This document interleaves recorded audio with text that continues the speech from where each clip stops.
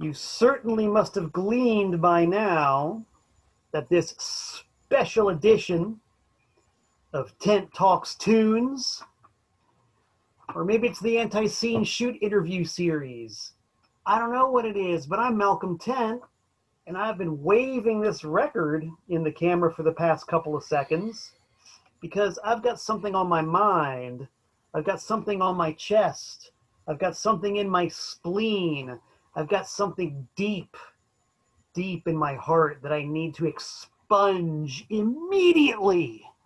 And I can only do it if you out there stop, look, and listen to not only me, Malcolm Tent, but to my special guest, Mad Brother Ward.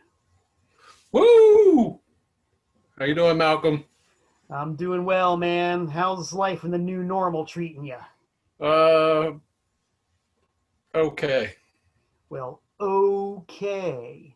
Things are going to go beyond okay right now because we've got something that in itself is beyond okay. We got something that is mind-blowingly fantastic. This is something that people might not have known that they needed. But once we're done with them, they're going to be well acquainted with the fact that they need this. We need this. They need this. We all need this, because it does take a village. But I digress. We got the village gathered around, and you might wonder, why was I waving this thing in front of the camera, and why do I have Mad Brother Ward as my guest today? The reason is simple. Keynesian economics, the driving engine of capitalism. Keynesian economics dictates constant expansion. And I'm a fond fan of that. I'm a true believer of Keynesian economical endless expansion. Now you might ask, why? Why? Why is it such a big deal to you, Tent, you old creep?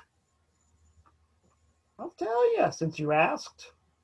You can see by my tasty backdrops, my very tasteful artwork, that I do own and run a record label called, oddly enough, TPOS. And the TPOS label has a long, storied history with a certain group emblazoned on my hoodie. Maybe I'll put the hood up for extra added emphasis, so you people know I'm serious. This is some serious shite, man. There you go. Mad Brother Ward's laughing, but I gotta tell you, it ain't funny, man. It ain't funny at all. It's Keynesian economics, the driving engine behind my label TPOS, which has had a very, very, very long association with the almighty ANTiSEEN and many of its components. Yes, its constituent parts have been represented very well on my label TPOS for decades. Literally decades, man. As I'm sitting here in my luxurious office suite at the Bon Air Chicken Farm in Danbury, Connecticut. The year is 2020. And I'm talking about events that go back to the early 90s relating to my label, TPOS. Whew. This is such a hot topic, I gotta take the hood down, man. I'm like Van Halen, I'm on fire. Yeah, Mad Brother Ward knows what I'm talking about.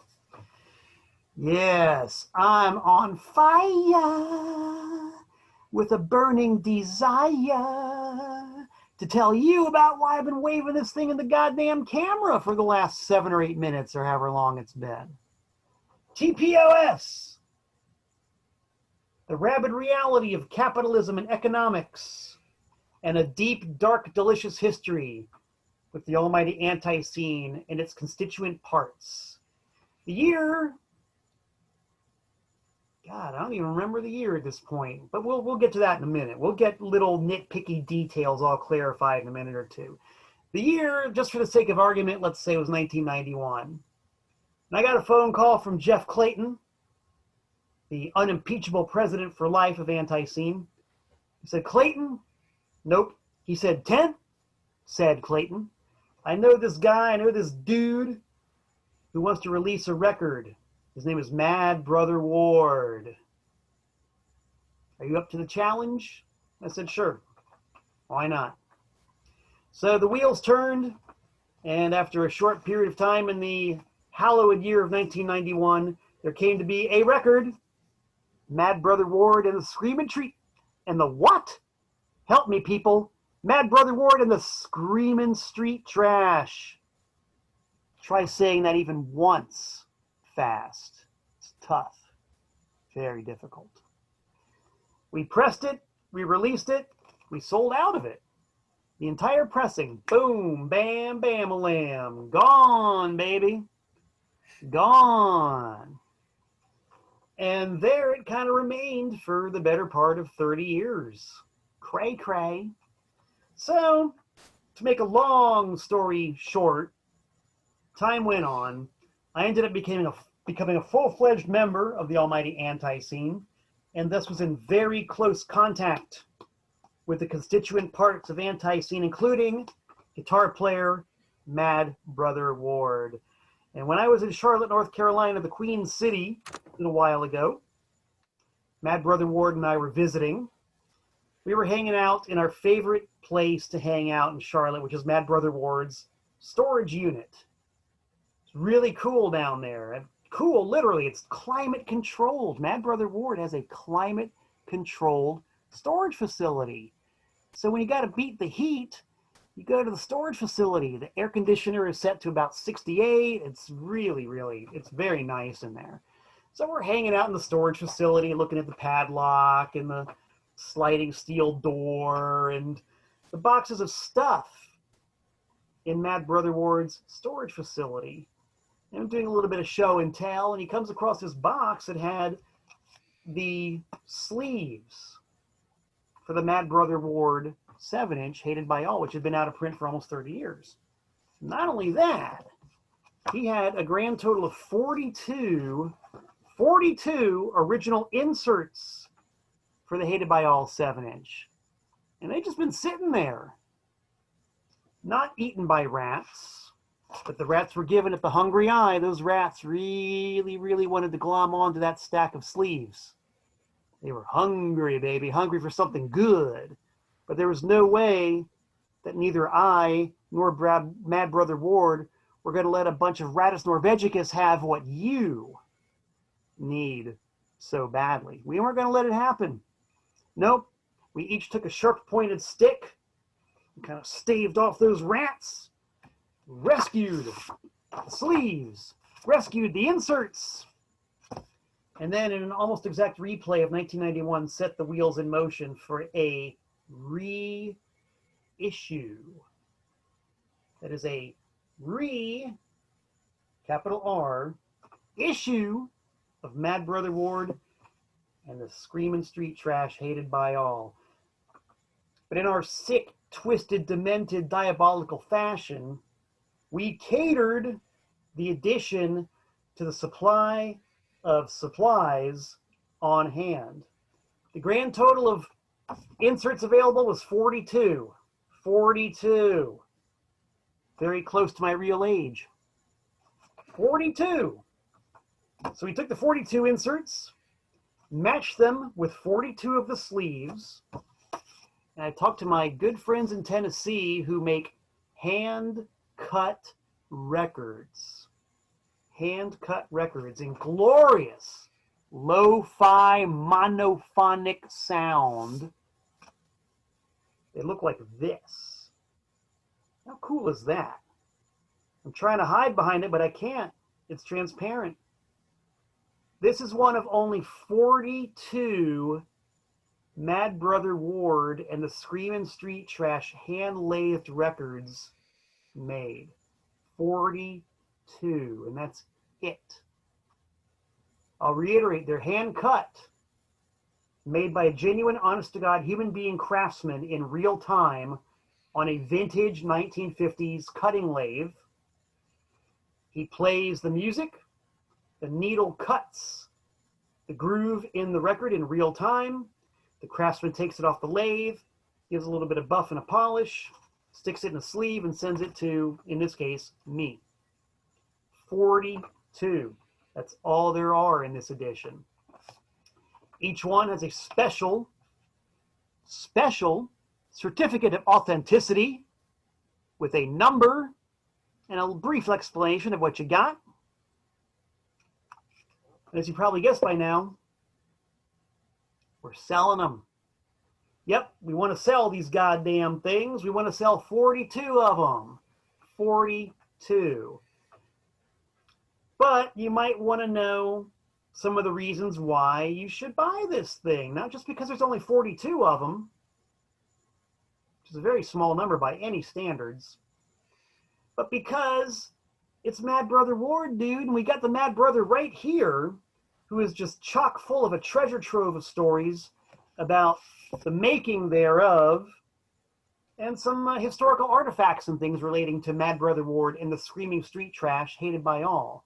So, mercifully for all of you people out there, I'm going to stop yapping for just 1 second, just one, and I'm going to turn it over to Mad Brother Ward, who's got some really cool things to say and to show relating to this hyper-limited, super-duper, ultra-bidet reissue of Mad Brother Ward and the Screaming Street Trash hated by all. Take it away, Mad Brother Ward. Who would have thought? Who would have thought after all these years, after all this time, that it would all come back to me and you together, the tag team of the combination that cannot be beat, and we're laying it down just as great as it ever was. Who would have thought? I never would have thought. But it's happening, dude. It's happening. It's all happening. So we want to tell, I guess, some backstory, right?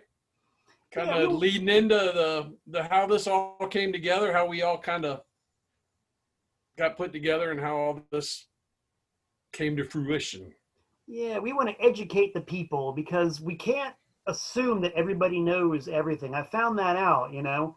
Just because we've been living this reality for the last 30-something years, you know, it's easy to take for granted that this common body of knowledge that we share is shared by all. But there's probably a lot of folks back there who don't know the story of Mad Brother Ward and the Screaming Street Trash, or the record, or the rich history behind it. Oh, I don't know how rich it is. I mean, more rich in its foulness.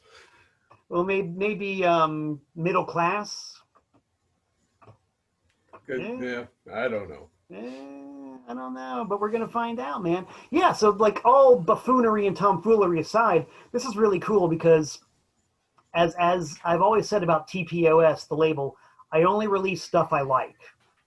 And so, you know, Clayton pitched this thing to me back in 1991, and you know, I don't know if I said yes right off the bat. I probably did without hearing it, but I know for a fact that when I heard it, I liked it. It was really cool. Just stripped down, no bullshit, punk rock and roll. And that was literally my introduction to the music of Mad Brother Ward and the Screaming Street Trash. So maybe tell us a little bit about how it came to be. Well, first of all, not to correct you, but to correct you, it was 92. And it goes back really to it was the spring of 92. And that's when I believe we first met. You were in town visiting Jeff for whatever reason. And he brought you to come see my band I was in prior to the Mad Brother Ward thing called Failure. And Failure was, you know, we were just a local punk rock band just doing our thing. And just by happenstance, we were playing a night you were in town. Do you remember this? I do. It's very funny that you should mention that because this topic came up once before. And I actually remember this because I was hanging out with a dude named Chucky Inman. Some call him Charles. I've always known him as Chucky. And Chucky, quite the character. And I guess it was because he was playing in Failure that I got, grabbed grabbed by the ear and dragged to see you guys play at, I forget the venue. It was a club called the Park Elevator. Our band had kind of a bit of a reputation for we were buying our equipment at like flea markets and stuff, and we would just trash our stuff because we knew we weren't going to like the local punk scene kind of had sort of two factions at the time. There was like a kind of a gutter punk or crust punk kind of thing, and there was no real band centered around that. There were some kids putting out like anarcho punk, vegetarian food not bombs, animal liberation, whatever. And that, they put out their little zines, and that was their thing. Then there was these kids, this big conglomerate of kids that were all into the New York hardcore thing. And we're talking about kids that were like from North Carolina and South Carolina, because we're right on the border here, right? So, guys that would be talking like this, all of a sudden shave their heads, had bomber jackets, combat boots, and we're like, hey, yo, you guys want to come hang out, and all this. And I just thought they were fucking retarded. So, and I was like, I'm more interested in doing my thing that kind of speaks to my, my knowledge of, for what I grew up in this area where I grew up. So kind of got some like-minded guys, and we knew we couldn't play as well. There was a popular hardcore band, and they were really good. I mean, they were good. They'd be good by today's standards. They could play. And we couldn't outplay them, so we thought, okay, well, we can outshow them. So, our general idea was, if we can't outplay them, we'll just smash our stuff. So that was kind of we got a reputation for that. And when you saw us, we had been invited to play at a thing called the Alternative Radio Coalition, which was this kind of grassroots movement thing to try to bring alternative music to Charlotte radio, to commercial radio in Charlotte. Basically like college radio, because we have a community college here, but we don't have college radio. We don't have anything that was like that. So there was no, the whole alternative punk rock, independent, whatever you want to call it, that just really was not a big thing here. And they were trying to do this, and they would bring in a keynote speaker, like an A&R guy or somebody, tied to the industry in some way, and he would give some little speech, and then they'd have one of their local alternative bands play, usually whoever was the flavor of the month. And apparently a band canceled, and somebody somewhere thought it would be funny, I think, if they got my band to play, this band I was in, Failure. And that's what you saw. And if you remember, and you might not remember it like I do, we got up, and I think about halfway through the first song, there was a mass exodus to the door. There was about 80 people there. And by the time we got done with the first song, there was like 10. It was just like everyone just fled in terror. They were just like, no!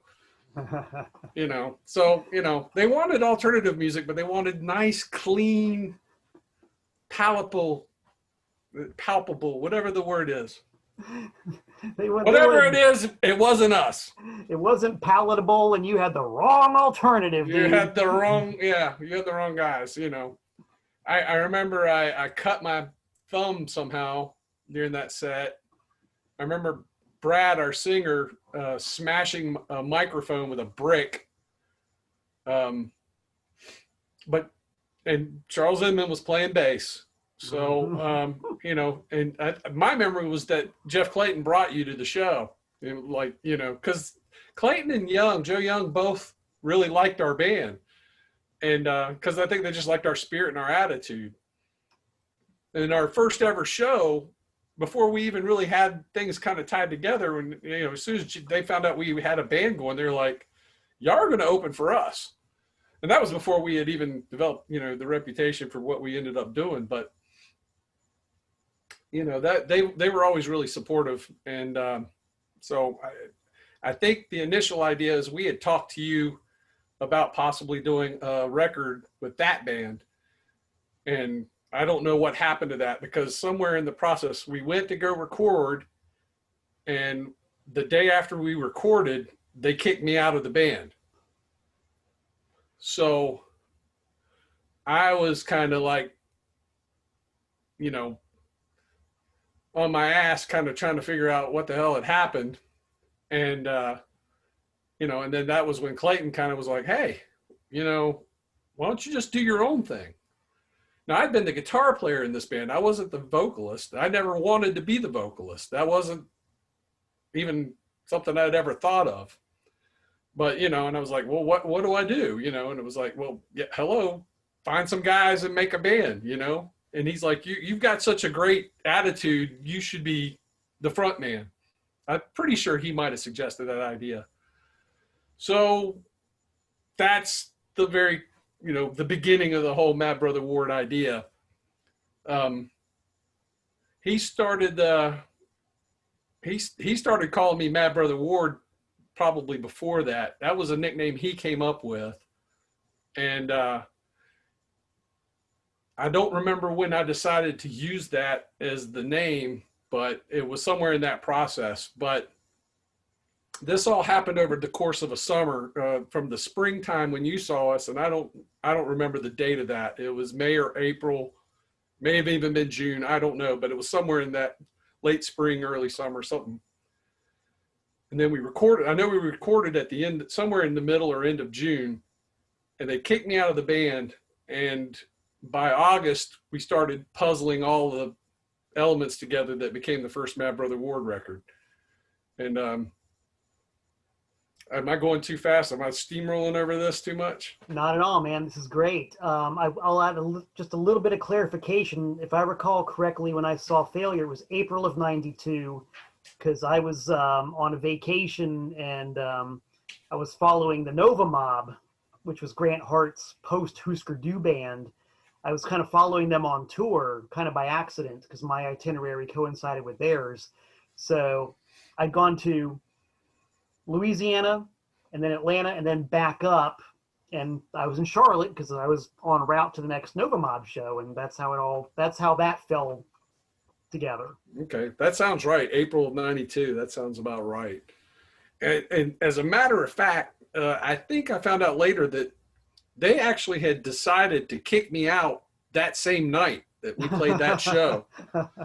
But they didn't. But then they found out, oh, we might be able to put out a record. And Russ is kind of our link, so let's just hold on to him for a minute here. But, so all of that kind of got stuck in my craw, you know what I mean? And so it kind of became like okay, well, let's take the fight to the fight. And thus began the Mad Brother Ward project. And the whole idea was done kind of in secret. I didn't want them to know I was going to do this. I wanted it to be a big surprise, but I knew a guy named Tom Nally, who's the guitar player. And we actually talked to another guy named Dan, and he's since passed away. I wanted him to play second guitar. And he'd actually played guitar in Failure, in an earlier version of Failure. And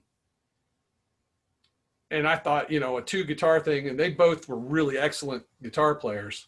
And so I started thinking, I need a band that can really play. And I don't remember what happened with Dan. He wasn't able or wasn't willing to do it. And, the grunge thing was happening, and he kind of was, growing out of punk rock and getting into the grunge thing. He died a very grungy overdose death. But anyway, so it was me and Tom, and we got to talking, and we realized, we're probably always going to have problems keeping members in a band situation. And that's when the idea came where it would be Mad Brother Ward and. So we kind of decided, well, we'll go with the Mad Brother Ward name, and then we needed a band name. So while we were kind of doing that, we were also writing the songs. And the original idea was to write 2 songs for a single. So we sat down one weekend. It was the first weekend of August, and we wrote the songs Hated and Take You Down. Hated was Tom Nally. Tom, I think, wrote the music to both of them, and I wrote the lyrics, if I remember right. And I know he wrote the music to Hated. He copped that riff from Gigi Allen's Gypsy Motherfucker subconsciously, because we couldn't find that record. Was hard to find even back then, and he must have heard it off of a live video and just sort of sped it up. And that's always kind of bugged me a little bit. But I figure if you're gonna steal, but I don't, it wasn't intentional. Well, I just gotta say, I never noticed. I'm gonna have to go back and listen to Hated and do a little A/B comparison. I never would have guessed that. It's the same. It's just faster. I mean, just the main riff of it. The chorus part isn't. I don't really remember a lot about writing those songs, but I do have somewhere in here a surviving little piece of the original handwritten lyrics to Take You Down. Whoa, nice. And I wrote it. I can remember I wrote all these songs on yellow legal pad at where I worked at. I worked at a furniture warehouse. So I remember writing them all on the yellow legal pad, and I don't know where the other ones went. And I wrote Hated and Take You Down and a song called Give It Up, which I never used and may still use someday. I still have those lyrics in my head, and I've played that live, but I never recorded it. But I wrote all those at the same time. So they're the handwritten lyrics to Take You Down, the original ones. What's the only thing that survives from that? Oh, and cool. Then we Greg Clayton, who was drumming for ANTiSEEN at that time, volunteered to help us record. So we figured, okay, well, we've got a drummer and we got a guitar player. We can just overdub the bass. We can just figure that out once we get there. So we got together the second weekend in August with Greg and started, hammering these songs together, because it's just 2 songs. We figured, how hard is this going to be? And it wasn't hard. We put it together pretty quick. And, I can't remember. For some reason, we were able to get into Jeff Murdoch's studio, which Tom O'Keefe talked about when you talked to him on his interview, in the basement studio in this area called Mech Neck. And it was this guy's house on Lake Norman, and in the basement was his home studio. And ANTiSEEN recorded a bunch of stuff there. That's the studio also where they had done the vocals anyway for the Gigi Allen Murder Junkies record they did. They had recorded that Rocky Erickson single. They did all that was done at like the same time. They recorded. I'm not all sure what else they had recorded up there. It was before they did Eat More Possum, but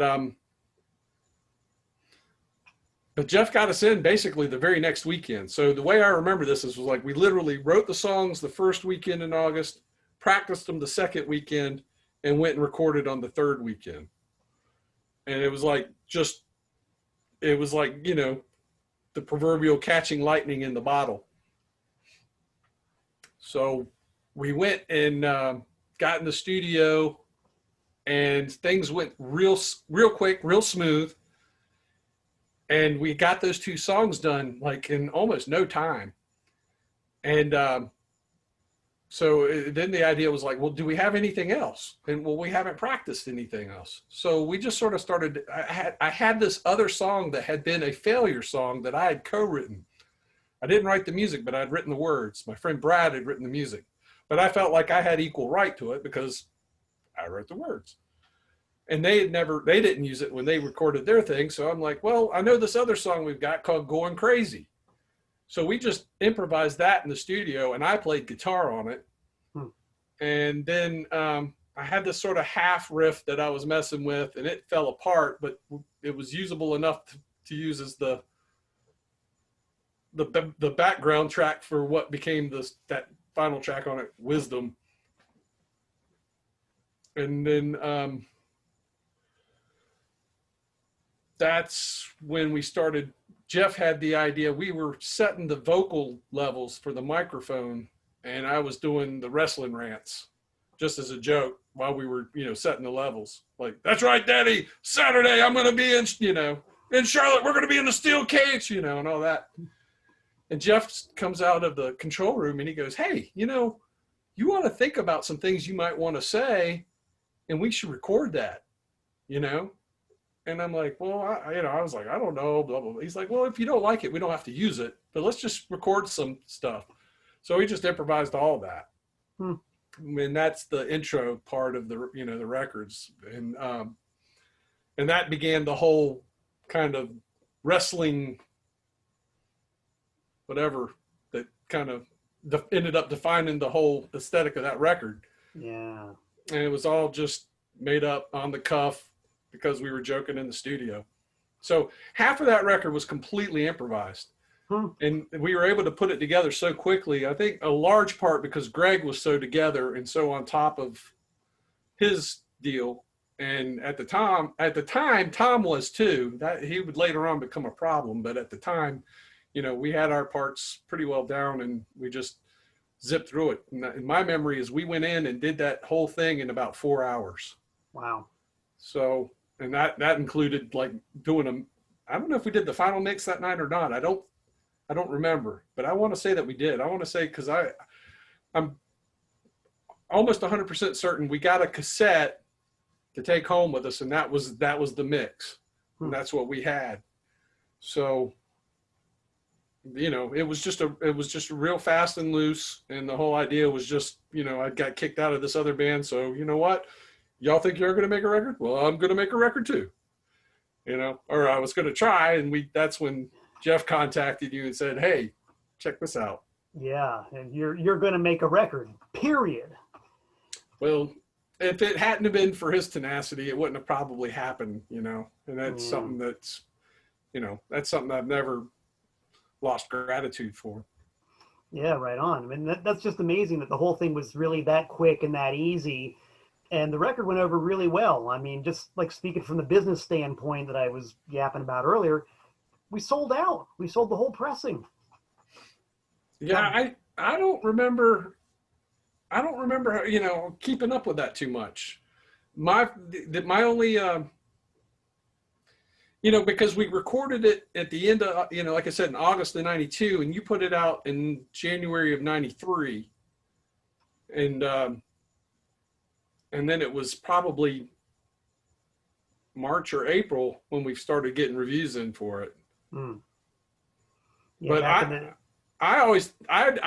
never was aware that you had moved it that easily. I didn't know if anyone had actually gotten it or not. Yeah, I mean, I couldn't sit back and say, well, I sold them all out in 3 weeks or whatever. I mean, I don't remember how long it took, but it definitely happened. There's a lot of excitement because of the ANTiSEEN connection and just the general buzz at the time, when alternative, there's that word again, alternative rock, was huge, and people were just buying records, and punk rock was making a resurgence at that same time too. So the Mad Brother Ward record really just hit, right time, right place, and it went over like gangbusters. Well, it certainly didn't hurt that I had Jeff produce it and Greg play on it, because that automatically kind of gave it a certain cachet with their following. And, that was a big boost, and that was something that was a real plus. And, of course, around here, there were people who were like, oh, they only got to do that because they're friends with ANTiSEEN, that whole thing. But that might have been partly true too, but that's fine. That's, we got it done. We got it out. And, I had no real intention of doing anything past that one record. And then, of course, Jeff started egging me going, well, you got to play a show. You got to play a show. You got to at least play one show when this record comes out. And we were hoping it was going to be out by the time they had scheduled a show. They had a show scheduled at the beginning of January 93, and we were hoping that the record was going to be in our hands by then, but it was another week or 2 weeks before we got it. But that's when we played our first show, which I have flyers for, like that. Oh yeah. That's, and then there's a flyer I made that looked like that, which had the bloody picture that was on the back cover of that record. Yep. That's a hell of a lineup too, man. Mad Brother Ward, ANTiSEEN, and Cocknoose on one bill. That was a memorable show, I'll have to say. There was a near riot that night, and the Cosmic Commander of Wrestling was there emceeing the show, and he got these skinheads so riled up. And, you know, it's funny because, you know, for our whatever negative reputation our band has, people don't know and don't understand that, like, it was ANTiSEEN, and it was that night that kind of killed the whole skinhead thing in Charlotte. And we, you know, I don't know what it was like in other towns, but, you know, I've always understood it. Every town's got its little skinhead clique, especially in that era, that would come and try to just, you know, they at the very least bully, you know, we're the bad boys of the pit, we're the tough guys, and blah blah blah, and they beat little kids up or whatever, rough them up, and they thought they were going to come and do that night. They thought wrong. And, like, just imagine Cosmo basically humiliating them out of existence, really. That's pretty much half of it. And then they tried to beat him up, and then everything just sort of stopped. And it was like this big standoff. And we played at this club in Charlotte, the Milestones, kind of a famous club. And it was like, you know, the 6 or 8 skinhead guys, 6, 8, 10, whatever there were. It wasn't more than 10, probably 6 or 8. And they're all horseshoed on one side, and then there's like all the ANTiSEEN guys, all the Cocknoose guys, you know, me and my guys, all, you know, like I'm gonna do anything right, but you know, we're all still, you know, it was like, you know, it was tense, it was scary at the time, you know, and it just was like, you know, I thought it was just going to turn into this big melee, but they backed down, the skinheads backed down, and they just sort of disappeared, and we never saw them again. Wow. And they, you know, that was the end of that. Mm. But yeah, going back to the Mad Brother Ward thing. So we were trying to push that. We were hoping it was going to be in hand. Oh, look, that's the set list from the first show. We played 6 songs. Wow. That was how long my set was. That awesome song called Cover. I like that. Well, yeah, we had a cover. We did a cover of CCR's Traveling Band. I have no idea why they wanted to do that. Early version of Need It Bad, which ended up on the second record. This song, Damnation, was the working title for what became Bloodlust Death Wish on the second record. Because we only had the 3 songs from the first record to play, so I had to fill it up with something. And that's why we ended up doing the cover. But this is one of the set lists that was actually on the stage. Wow. But then we started going around town, and we put these, I started putting these up in, oh no, that wasn't it. This was the second one. I don't think I have a first one. I might have one somewhere. The first one's had It's Coming, and I put these in the,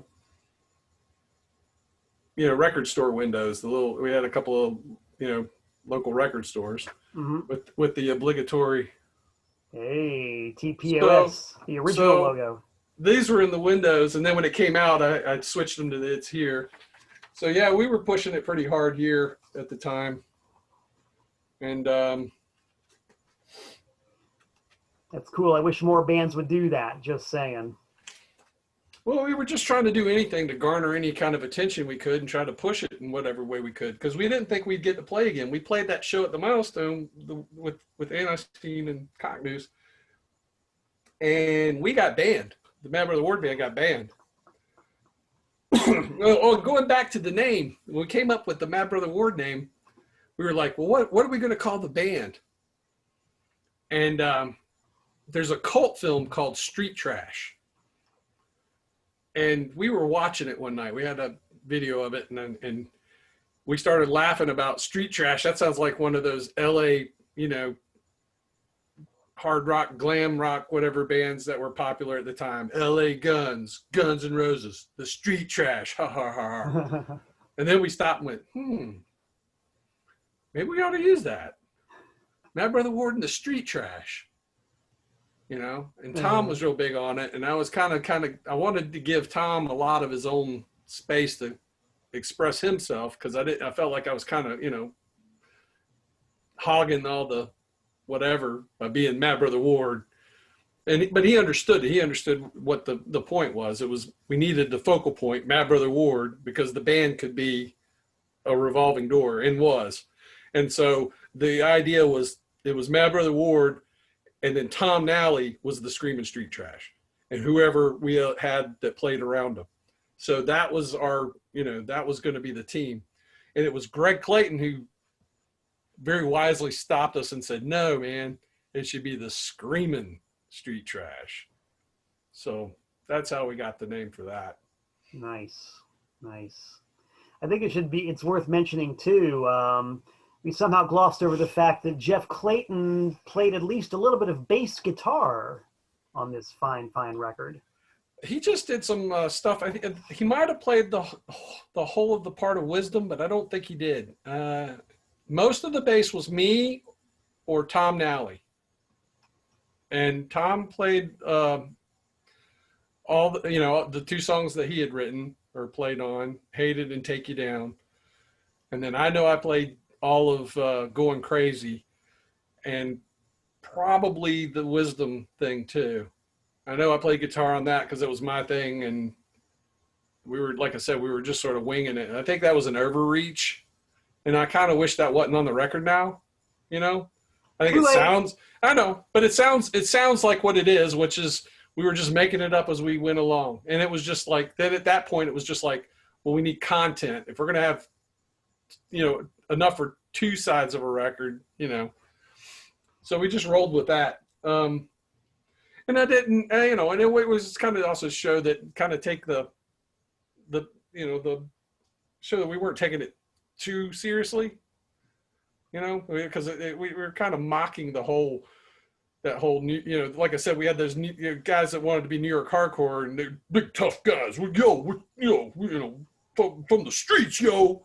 And we just wanted to mock all that. Tom came up with the name Hated by All. That was his title. And I forget what the joke was behind it, but we just rolled with it. Of course, we got Jeff to also do the cover. And he made which I have the original cover here. Ooh. That's the layout for the cover. As you can see, it's all kind of, I don't know if you can tell, but it's all kind of pasted, and there's certain parts that are, markered in and stuff, but each thing is, he used these transfer letters that you do one at a time, and you get you buy the whatever font of, you wanted to use, and you'd have to hand rub each letter one at a time. So he did all that by hand, and then laid it all. I mean, all this, that's a lot of stuff to sit there, and each letter is hand rubbed onto this. It's not laid out by a computer. It's all hand done, and then, cut and paste and put together. He put a lot of time and effort into this. And as cool as this was, cooler was the inner, you folded it open, and he had done this collage, which is badass. I still think it's just one of the coolest things ever. I love this. And this is all, cut and paste. You just sort of took different pictures from wrestling magazines and put it all together. So when you open the finished cover, which you just had, but this. Yep. And then the back cover was this, and then opens to that. So, but I just I don't know. I was real impressed that he, showed so much interest in what I was doing and was helping so much. I mean, I'm not ashamed to say that it would not have happened had he not been involved. And Yeah, I would add another little note. I just remembered, even to the point where he actually had the covers and everything printed in Charlotte, and then he Mm. shipped them all up to me and Danbury, and I just assembled all the records by hand. And he did that with a couple of the other records we worked with. He did it with the Rawhead record and the WXCI 7-inch. He had all the covers printed in Charlotte and sent up here. So that's quality control, kids. And that's what these are. I mentioned it before, but I think it's worth reiterating. These are the original covers that we had. These are the actual ones from 1992. Well, they were printed in 92. These are the originals, and these are the ones that we rescued from the Mad Brother Ward storage unit that we used to stuff these fabulous records with. So this is not like a total, just complete and utter reprint. This is using original materials with new, unique records. Just saying. Well, that was I mean, it was real exciting because, you know, you have dealt now, how many records have you put out personally? Whew, total on the label. Well, I'm up to 215 releases now. They're not all vinyl, but 215 releases of one sort or another. Well, I mean, now that sort of kind of thrill is probably not the same as when you've put out your very first record, you know? I must disagree. It's always a thrill. It really Well, is. it is. It's always, it is. But, you know, that first one, though, man, I tell you, I mean, for me, it was even just having, like I said, we mixed it and having that cassette to take home. And you know, it was just like, wow, this sounds like a real recording, because everything I had done before was like 4-track and stuff like this. And it was just real lo-fi and everything, which I also like. But, you know, to come away with something like that. And here's a little piece of trivia, and I don't know if he'll remember this or not. I don't know how they'll remember it. But my memory is the whole reason why Eat More Possum had been recorded at that same studio after I got done with my record was because they were so happy with the way my record sounded. So what had happened was we got there, and the guy that owned that studio, his name was Jeff. He played in a band called ANTiSEEN with which was kind of a offshoot of a band called the Streets Living Theater that Jeff was real big on back in the 80s. And that was fronted by a guy named Scott Savage. And Scott Savage plays harmonica on the Eat More Possum record. The Streets had Marlon Cherry, who ended up, of course, playing bass on the EP royalty record for ANTiSEEN. So, you know, all of this is real close-knit kind of a thing. We showed up, and they practiced at that studio as well, that band ANTiSEEN. And their drummer had his drum set up there, and they recorded their practices. So it was already mic'd. So it was just like, just use those drums.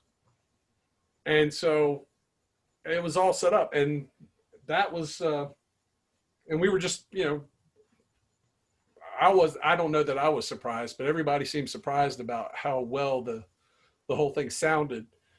And so I think that was the inspiration for them to go back to that studio to do the Eat More Possum record, which Right on.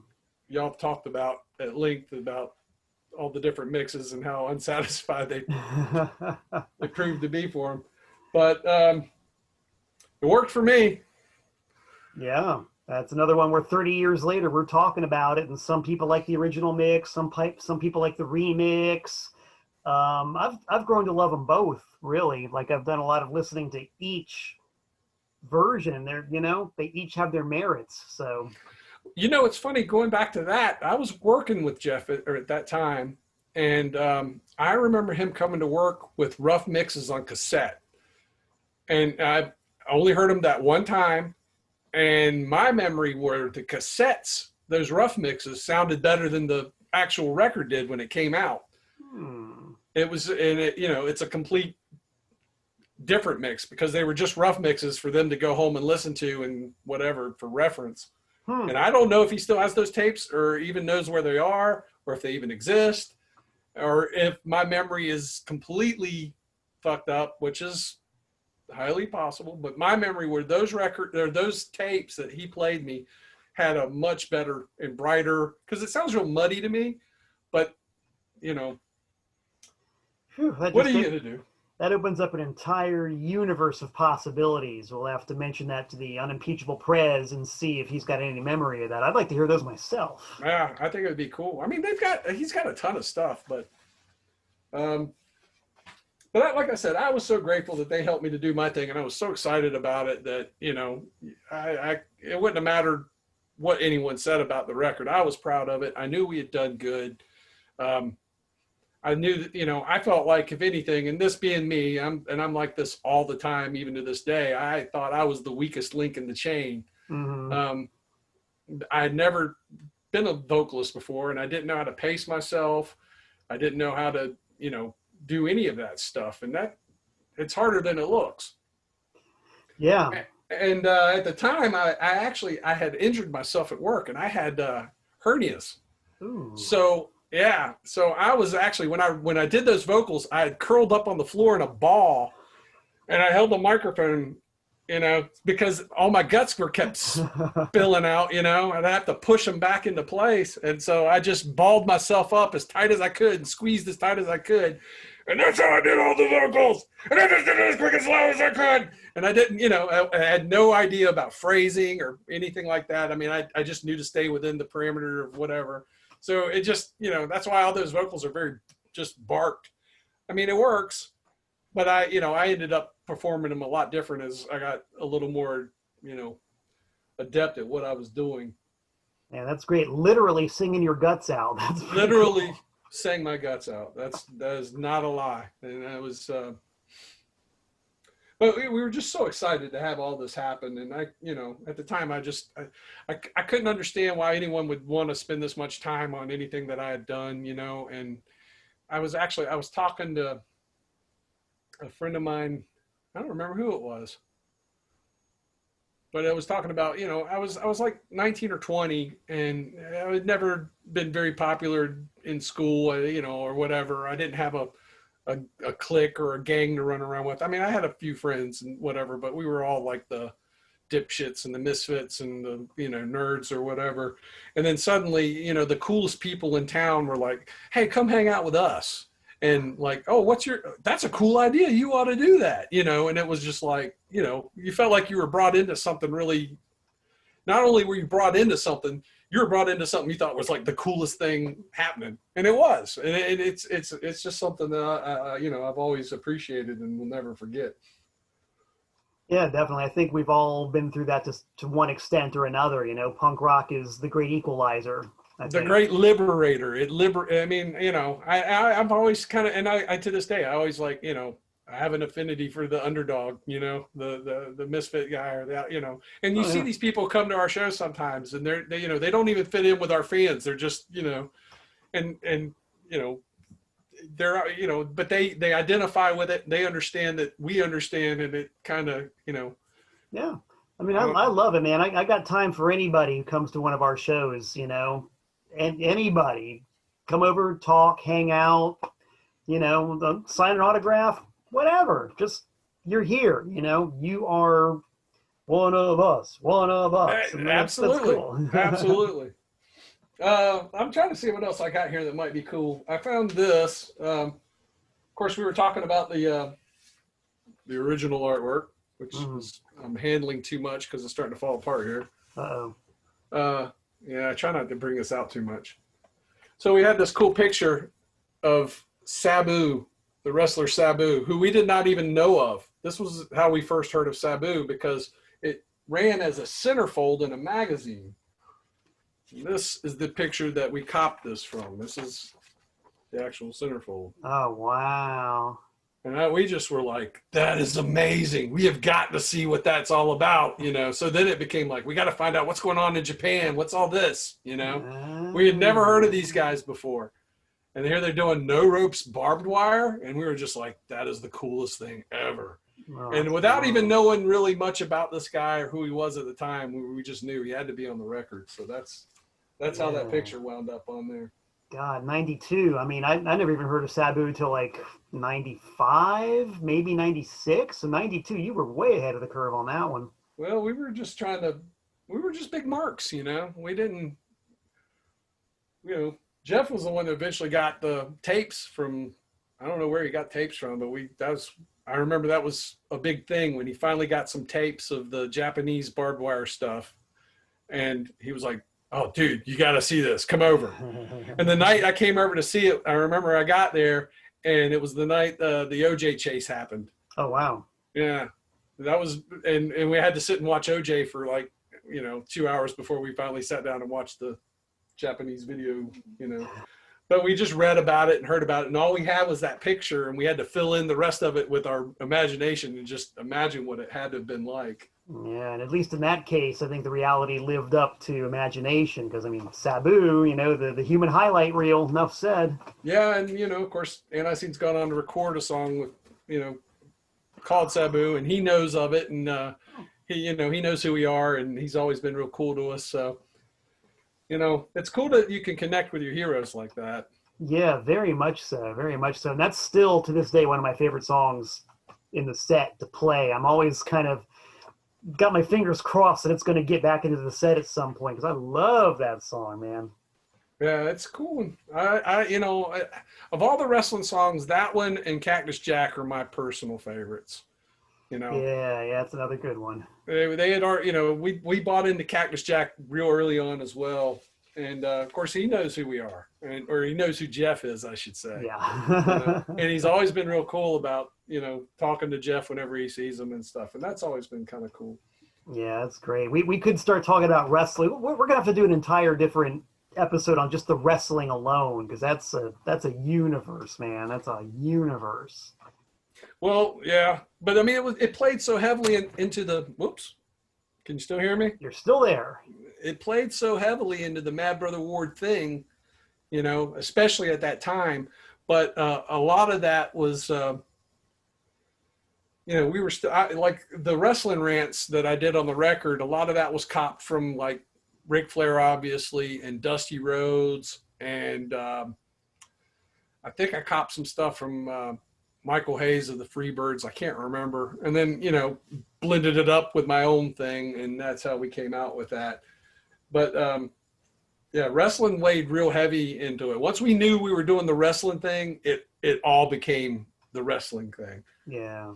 And I can't say that I knew that Cosmo was doing that at that point. They had met him at that point, but I don't think he had made a record doing that. So I think I kind of predated everyone else's wrestling thing by just a smidge, only because I had mine out first, and that's all. Everyone was, because they had met Cocknoose and they were doing it completely unconscious and unknowing, of each other, and that's part of what brought us all together. It wasn't like any one of us was doing it first. It was just everyone was doing it simultaneously. I just think mine might have been the first. I don't know. Cocknoose probably had their record out first, actually. Good question. I don't know. I don't remember. But then, we weren't copping from each other. We were all copping from the same source and then interpreting it in our own ways. Well, yeah, I mean, that's been consistent throughout history. I look at the year 1974 and all the bands who started in 1974, Devo, the Ramones, Throbbing Gristle, Cabaret Voltaire, even the Sex Pistols embryonically, all in completely different parts of the world, but all with this idea to do something, whatever it was, new and different. Patti Smith, Television, 1974, I tell people that all the time. I'm always like, whenever we get an argument about, punk started in New York. No, it didn't. It started in England and blah, blah, blah. And I'm like, it started at the same time. It's less important of who was first or where it started as so much that it happened. That's the important part. And then like you're missing the whole important part is that it was going to happen no matter where, if it was LA or Akron, Ohio, or New York City or London, England. It was happening. It was going to happen. Yeah. And it was all happening at the same time.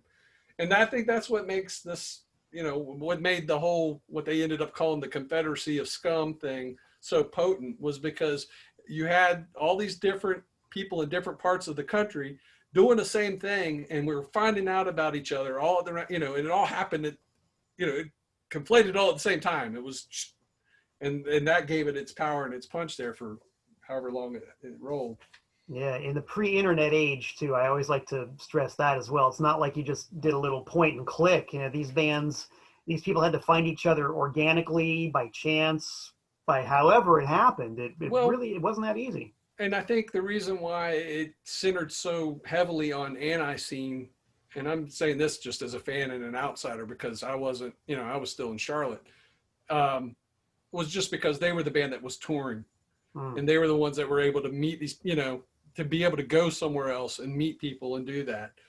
So, that had it been another band touring first, it might have been, they ended up becoming the de facto leader, or I don't like using that word, but figurehead, let's say. The figurehead or whatever. But I mean, my personal favorite out of that whole thing, the Confederacy of Scum thing or whatever, those two Cocknoose records, those first two Cocknoose records are pretty fucking killer. Yeah. I mean, they are really good. I love those records to this day. And, I just, so I was super stoked when they came to Charlotte. They actually had came up before the show that I have the flyer for, that first show. They had played Charlotte once before. And, man, they were so good. They were just so good. They were just like, and I was more intimidated to be playing when we played, to have to play in front of them, than I was having to play with ANTiSEEN. I had played, my first band had played a show with ANTiSEEN, and that's super exciting and everything. But this other band was like coming in, and it was like raising the bar, And, yeah. But not in a competitive way. It was like we all were. It was raising the bar for all of us to do the very best we could, and put it all over as best as we could. Not at the expense of each other, but for the benefit of who we were playing for.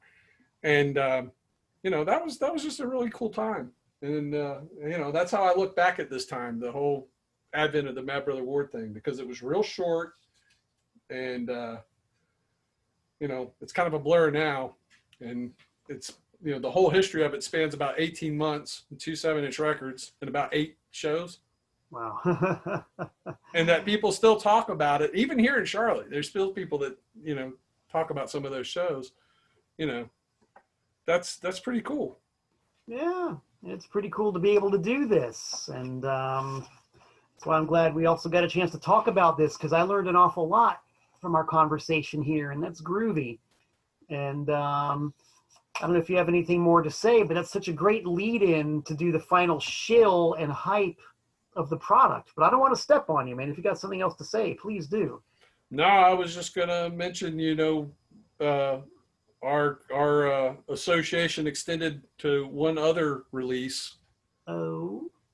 The 10th anniversary bagged set. Oh, that's right. TPOS number 100 from 1994, dude. Which has a, let me see here. It's a big bulky thing. You can't really misplace it. It has a live recording of a song that we did called Dead End Sunday. And we recorded that at one point, but it didn't fit in with the other stuff, so we never put out the studio version. But that could lead into something else you might want to talk about. Yes, indeed. But it was recorded at this show. This was the second ever Mad Brother Ward show, opening for a band called the Iowa Beef Experience. Oh, I remember them. They were pretty cool. They were real dissonant, and I liked them anyway.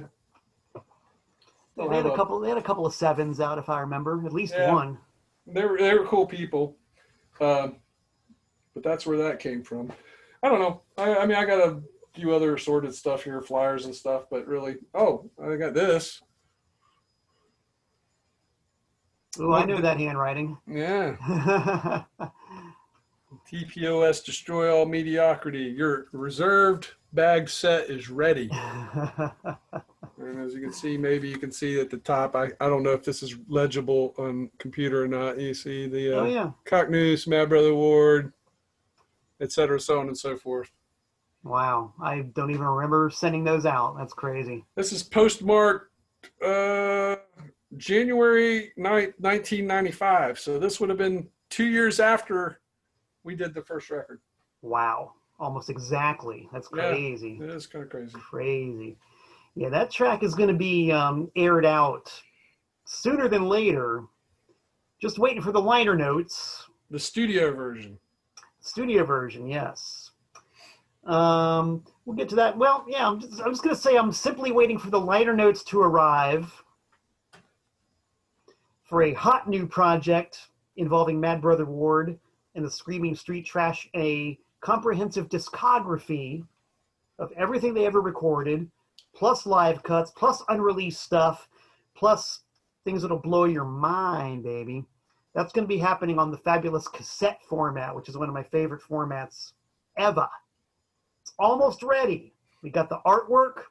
We got the tracks selected. We're just waiting on those liner notes. And once those arrive at TPOS HQ, the factory will start cranking those suckers out. But in the meantime, we got the thing we've been talking about here for the last almost hour, the hyper-limited reissue of Mad Brother Ward and the Screaming Street Trash, hated by all, on special hand-lathed, made in Tennessee, hand-cut, it's not PVC vinyl, it's some kind of weird polycarbonate plastic, in glorious lo-fi monophonic sound. 42, that's it, just 42 made with the new lo-fi record and all original vintage inserts and packaging with a certificate of authenticity letting you, the lucky owner, know that you own only one of 42 ever. Even if we do make more of these, they're not going to have the insert because that's all we got is 42 inserts. So we'll see. For now, 42 only. If you're in the US of A, you can get one for the low down price of $20 postpaid, which you can PayPal directly to me, Malcolm Tent, mt@malcolmtent.net. You can get 2 rolls of quarters and put them in a box, tie them up securely, and mail to P.O. Box 3626, Newtown, Connecticut, 06470. If you don't want to go that route, we, of course, have Discogs and eBay. In case you didn't see that, Discogs and eBay, they will be listed for sale, and you can purchase as many as you want, so long as it's less than 42. After that, we ain't got no more.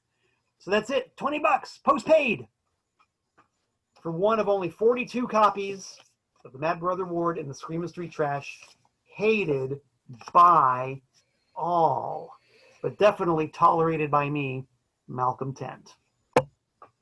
Mad Brother Ward, man, great hanging out with you and getting to talk about this stuff. Well, I really appreciate it. Thank you. I appreciate everything you've done, Malcolm. I really, truly have. Well, it's mutual, because without, if it wasn't for the music I love, we wouldn't be able to get to do this stuff. So, one hand washes the other, and it's all good. So, and now we're in a band together. Who would have thought that?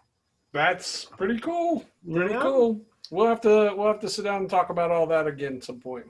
Yeah, because we got a lot of territory we can cover. We go back a long ways. So that's an invitation for all you frantic fans and loyal listeners to keep an eye on the ANTiSEEN Facebook page, the Malcolm Tent Facebook page, the various YouTube channels relating to me and the band. And if Mad Brother Ward ever concocts something, which he just might, we got him on camera once to talk about stuff, so could happen again. So do it. Do not delay. Act today. There's a fly buzzing around my nose. I'm glad it's gone because now I can resume my spiel. Don't delay. Act today because you need what we have got. We, being me, Mad Brother Ward, ANTiSEEN, and the TPOS corporate structure. We're going to say goodnight to Mad Brother Ward. Good night, Mad Brother Ward. Malcolm, until next time. Yes, sir. It will be a pleasure. And until we meet again, this is indeed Malcolm Tent saying so long from the Nutmeg State.